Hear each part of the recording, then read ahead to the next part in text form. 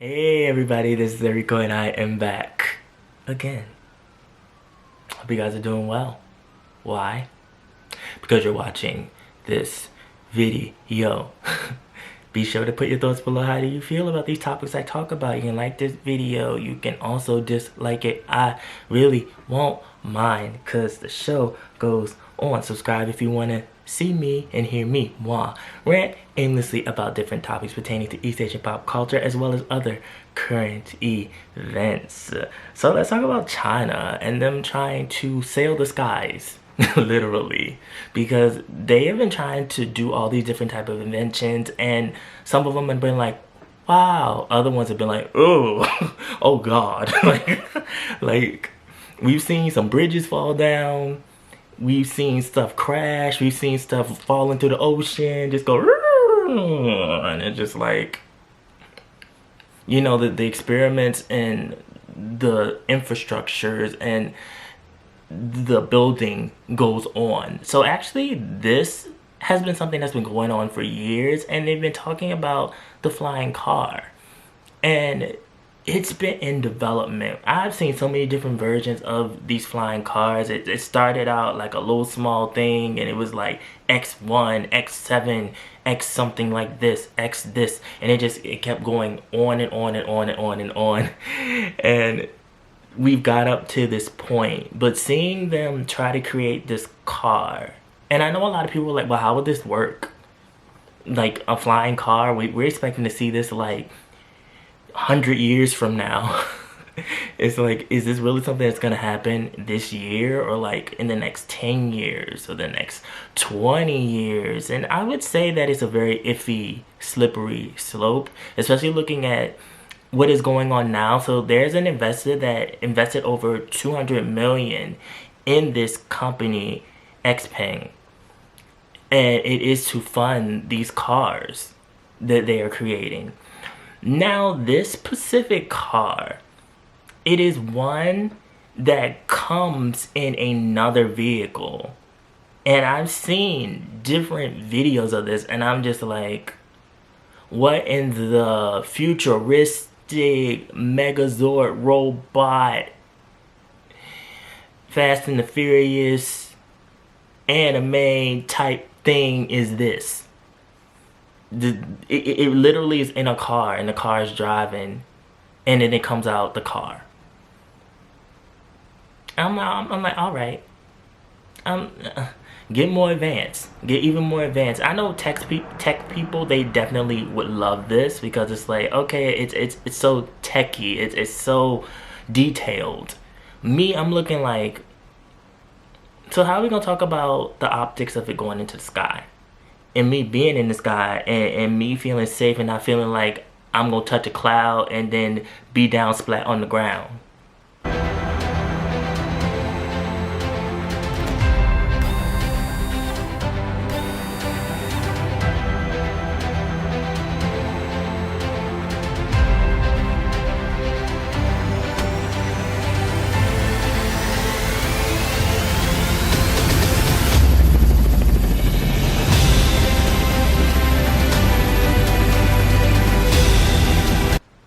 Cause I'm very weary. I'm very weary about going up in the air and being near mountains, and next you know I'm a part of the mountain. You know what I'm saying? So they started talking about this flying car and the interior of it, and how it really doesn't have a whole lot inside of it. There's like a wheel, and then also you see like the screens and stuff and where it's going, and I'm like, okay, someone's driving it, yay. You know, it's like, all right. And they're saying like it has fuel to go for miles and miles and miles. So I'm like, okay, you got the Tesla looking car that look like a big box. It comes out the big box, and then you can jump in it and fly in the sky. And I'm like, all right. So then I'm looking at it, and I'm like, but it doesn't look like a flying car. Or maybe it's just me. Do you all see what I see? I see a drone. That look like a drone. It looked like a human-sized life-size drone. Here's what's fascinating about the inside of this aircraft. It's almost deliberately simple. You're not surrounded by dials and instruments like a traditional cockpit. There are 2 seats, a navigation screen showing your route, a communication button, a small fire extinguisher tucked to one side. That simplicity is intentional.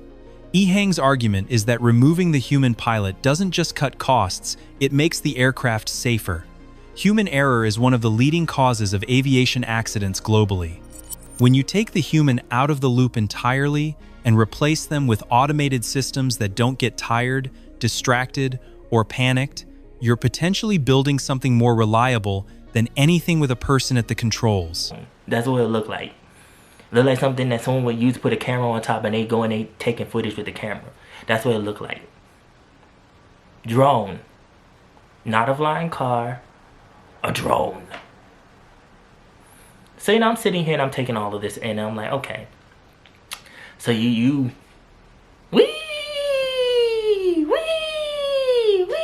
you know, you know, you have yourself a good old time. But I'm like, it just feels so simple.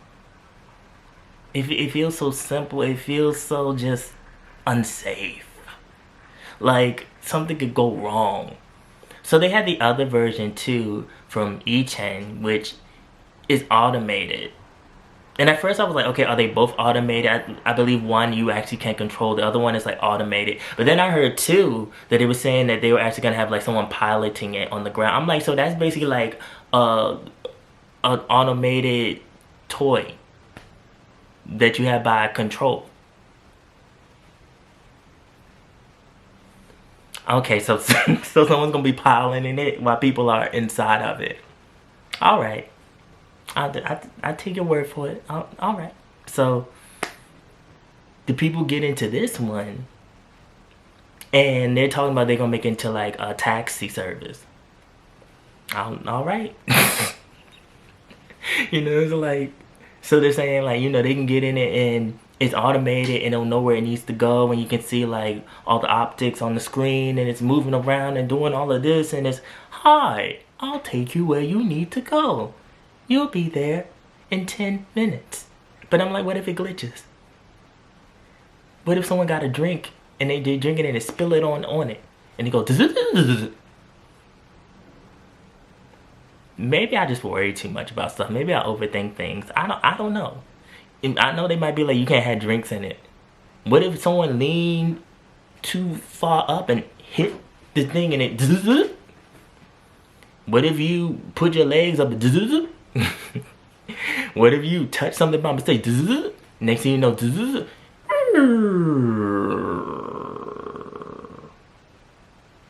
it's something to think about. And I wouldn't feel comfortable somebody else piling in that while I'm in it. Person might go to sleep. Person might press something wrong. Person might be like, you know, I really don't like you. Touch grass. And the ground. And the rocks on the ground. And everything else. Just go splat. I'm just saying. No, you never know. I'm very weary about stuff that's in the air. Even airplanes. With all the tests. And you know, they run so many tests on these flying cars. However, I'm just like, it just feels too simple. It feels too much like corners were cut, even though they said they did all these tests and they have had different models of it, and you get so many people that are like flying in it and they're interested in it and they're stocking it now and they're really trying to make this a thing. And I'm just like, maybe it needs a bit more where it feels more like you as a person is in control of it, and it doesn't feel so much like outside forces are controlling it. I'm not big on automated stuff if I could really help it. Like, it's okay if it's something simple like, you know, a house or something like that, but like when it's in control of your life, that's something different. That's something where I'm like, you know, because it's so easy for it to malfunction. It's so easy for AI and these machines to get a consciousness of its own and just be like, you know what, I don't feel like driving this today. Bye. You know, it's so easy for it to just break or something happens while you're up there. And like, what if you can't get down? What if it doesn't land right? I not like they said they did test. I'm not gonna say they didn't because they definitely did.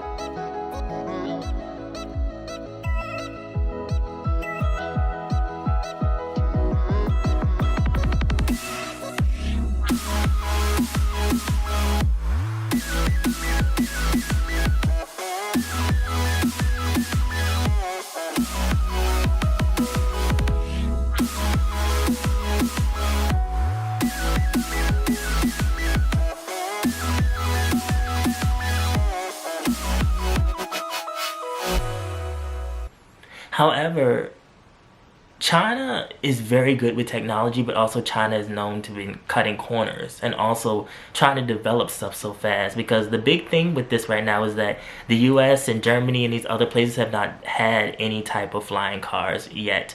There have been other places that have tried to replicate it and tried to do like a flying car and be like, oh yeah, we put out our own. But like, when competition is involved in it, it's so easy to just try to push out something really fast.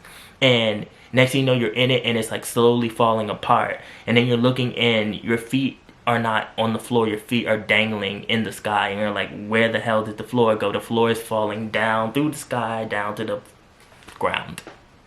Perfect for urban travel. And here's the most interesting thing, no pilot's license is required. This is because Bellwether aims for fully autonomous operation. Imagine ride-sharing, but in the air. Safety is already part of its design. With no exposed rotors, Vola cuts its landing distance from 50% to just 15% compared to a standard air taxi. Plus, the wingless lifting body makes it 80% more spatially efficient than fixed-wing competitors. This is not just good engineering, it is smart city integration. And the propulsion system, the Volar can take off vertically, then switch to a 30% cruising load, saving batteries and making long-distance travel within the city much more efficient. Before Volar lands in our neighborhood, it will first take off on a racetrack. So, you know, it's like, it's so much stuff that could happen with technology, especially with something like this. And they seem very proud of it. And it looks cool, but I just keep thinking drone. I keep thinking that's a drone. That's not a flying car, that's a drone. Where's the flying car that was in the Jetsons? Where's the flying car that was in all those futuristic movies that we're getting? That's like foreshadowing. We need that. And we need it to be sturdy. We needed to have all the things that's in there. Did they even talk about what happened if the thing starts to go down or crash? Like, is there an airbag in that? I don't even think I saw a video where they really talked about the safety protocols of what would happen if the thing just goes... You know, it's like, and you're like, ah, you know. I'm nervous about stuff like this. Like, give me something. A life jacket. Life jackets for the water. I don't know, parachute, something. Because things like this, you know, like man makes stuff. And sometimes they think like, oh, this is the most brilliant invention in the world. Until someone loses their life. And it's like, but I tested it. But it's like, sometimes so many tests are not enough. Like, it just feels so unsturdy to me. And like, so many people are celebrating it. And I just keep thinking drone. I just keep thinking drone. That's all I see when I see these cars, drone. The kicker is Xpeng Aero HT is actually trying to take this to production. They've already received 2,000 orders at about $277,000 each, and they're building a massive factory in Guangzhou, China, that's supposed to pump out 10,000 units each year. First deliveries are expected in 2026. They're not just building the vehicles either, they're creating the infrastructure to support them. The company has already secured 60 landing pads at various locations, including airports, scenic spots, and urban suburbs. The Chinese aviation authorities have accepted their type certification application, which is a huge step forward, making this legal to operate. While regular people can buy one of these, Xpeng sees potential beyond just personal transport. They're looking at emergency services, research applications, and even military use. It makes sense. Imagine being able to quickly deploy a flying vehicle from a mobile base for rescue operations or scientific research in remote areas. Safety-wise, they've built in a lot of redundancy. If one or more propellers or motors fail, the others can take over and land the aircraft safely. They've also got backup systems for all the critical components. Is this the flying car that we've been waiting for? Well, it's definitely the closest we've gotten so far. It solves a lot of the practical problems that have held back. And I don't know why they thought that it coming out the Tesla was gonna make it look any better and more adjustable to me now. That's just like it in a pretty wrap, and that's like a present. I'm like, that look like a Tesla car. That look like that's gonna turn into a Megazord any second. And it's like, oh, here comes the car coming out of it, and it's like they want what, over 3,000 for this. Just put me in a spaceship and just shoot me to the moon, why don't you? Cause you might as well with this. It's an interesting concept though. Like, I would never take away the research and the hard work that was put into this. I just think that the idea is being rushed.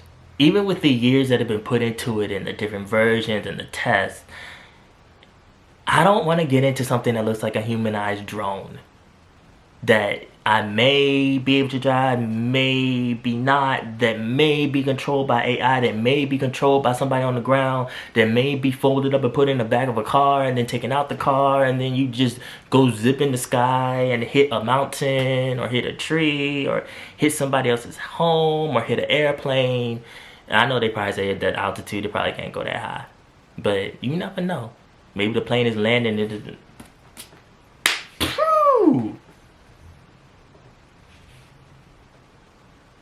You never know. You really never know. But like I said, I think that the overall idea is interesting. I would never take that away from them. How it looks is also interesting to me. Like, looking up this topic and seeing like how hard they did work on it and seeing how people are very interested in it. And I don't really like the idea of a taxi that's flying. Maybe when I'm like old and gray and it just won't matter anymore and I'm just kind of like half dead and half senile, I'll be like, okay, yes, take me in the skies. But you know, right now it's just like, look, Uber Lyft. Like, literally that's gonna be the name, Uber Lyft. Up, up, and away. So you guys, there's a lot to think about. How do you feel about all of this? What are your thoughts? Put them below. Follow my social media, mostly my Instagram. I do have a Twitter now. I have not really posted anything yet, but it is coming. You can follow my Twitter. Also, for blog East Asian pop culture, the link is always down in the description box below. And remember, be real. Stay real. Live in the real. And I will always, always be back. Thank you guys for watching this video. I love you all. I will be back with more shenanigans. Bye.